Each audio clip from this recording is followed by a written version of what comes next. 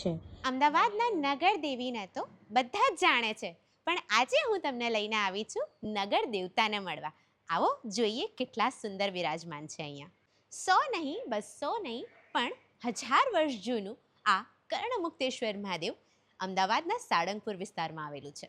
શ્રાવણના પવિત્ર માસમાં અહીંયા રોજ સાંજે 5 થી 7 સુંદર હવનનું આયોજન કરવામાં આવે છે અને 12 માસ દર સોમવારે અહીંયા 5 થી 7 સાંજે હવન થાય છે.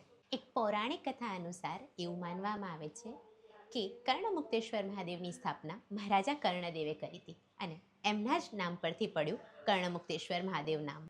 કર્ણમુક્તેશ્વર મહાદેવ એવું માનવામાં આવે છે કે તે સ્વયંભૂ શિવલિંગ છે. આ શિવલિંગ પ્રગટ થયું ત્યારે તેમાં એક હીરો જડેલો હતો, પરંતુ આક્રમણખોરો તે હીરો લૂંટીને લઈ ગયા, જેથી શિવલિંગમાં ખાડો રહી ગયો.